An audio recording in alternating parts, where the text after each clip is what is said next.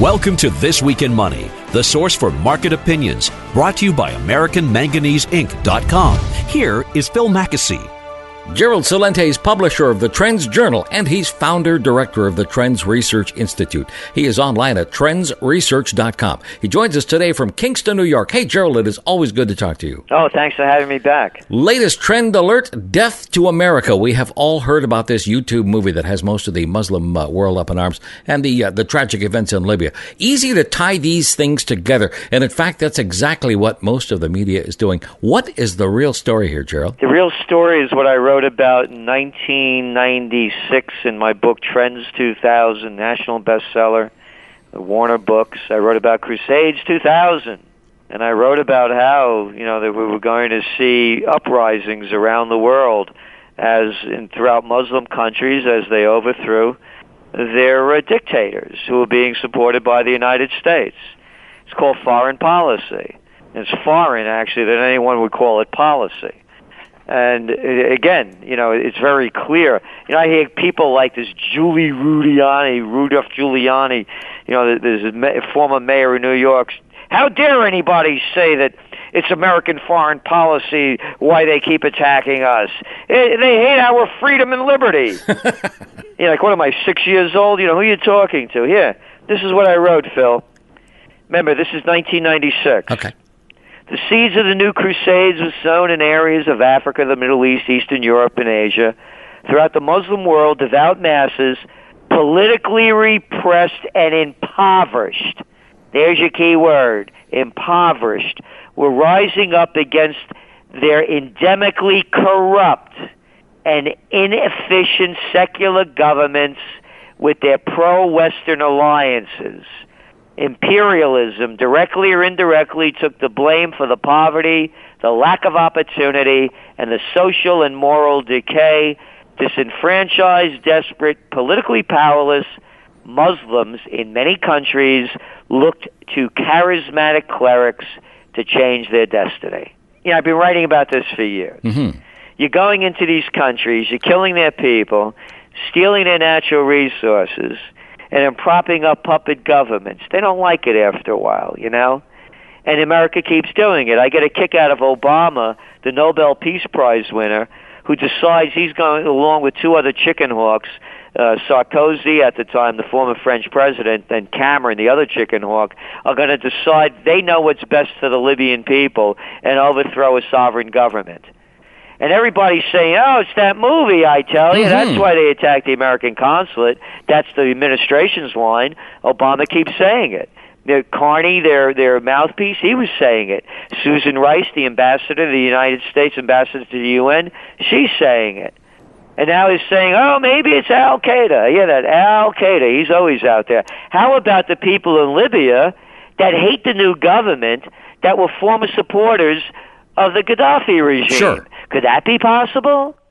No, not in the world of the United States of America, where they hate our freedom because of our liberty, and that's why they want to attack us, and all we're trying to do is export democracy.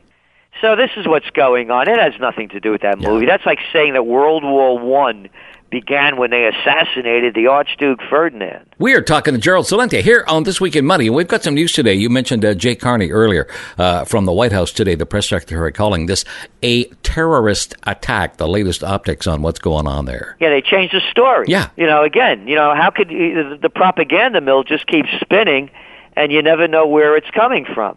And again, it's, I could go back, Susan Rice, Libya protests hijacked by extremists. She said it had nothing to do with anything else. They still love us around the world. Jay Carney comes out, and he said first it wasn't a terrorist attack, and now, of course, he's saying it is. So the spin machine never stops. You'll be glad to know they've just created a panel, Gerald, the Accountability Review Board, to investigate what happened in Libya. Well, they'll get to the bottom of it. We are talking to Gerald Celente here on This Week in Money. You mentioned earlier the first great war of the 21st century underway. You cannot have a war without weapons, right? Here's China's Prime Minister Wen Jiabao in Brussels says China is going to help the European Union and their financial problems, but he is not happy, wants to talk about that little embargo embargo on weapons sales? Well, the United States keeps supplying, China's enemy, like Taiwan, with a lot of advanced weaponry, and China claims that Taiwan is theirs. And also what's going on with the United States supporting the Philippines in the dispute in the Spratly Islands in the South China Sea. And now you see the United States opening up bases in Australia and plopping them all around the South Pacific. So, the United States waged losing wars in Afghanistan, had a real big loser in Iraq, it cost 5,000 U.S. soldiers' deaths, tens if not hundreds of thousands wounded, whether physically or emotionally, definitely spiritually for life. Just killed over 1 million Iraqis, destroyed their country. They're losing in Afghanistan. And now they're brilliant. They're going to go start another war, and they're planting the seeds for one against China. And you can even hear the war drums heating up with the rhetoric coming out of the campaign in the U.S., with Obama now blaming China for unfair trade practices. Yeah, no kidding. And Romney jumping on board with it. And here's the scenario. We've seen this picture before. You go back, the crash of 1929, the Great Depression, currency wars, trade wars, World War II. The panic of '08, the Great Recession/Depression, currency wars, they're going on. Trade wars, they're heating up. World war, it's happening already. Yeah. There's a war in Libya, a war in Syria, a war in Yemen, a war in Bahrain. Millions of people are marching in Spain and Portugal that does not make the news in the United States. You see what's going on in Greece. You're seeing the collapse of Slovenia. One country after another, Ireland, Portugal. When are people going to wake up to see what's going on? Gerald Celente, our guest here on This Week in Money. Speaking of Mitt Romney, I can't finish off the show here without getting your take on the 47% speech. Romney telling donors at a $50,000 a plate fundraiser, nearly half of Americans believe that they are victims. I'm a victim. I'm a victim of people like Romney and the rest of these corporate vultures that grabbed everything for themselves. Corporations were owned by the stockholders and the people that founded the companies. No longer. They're owned by hedge funds and private equity groups.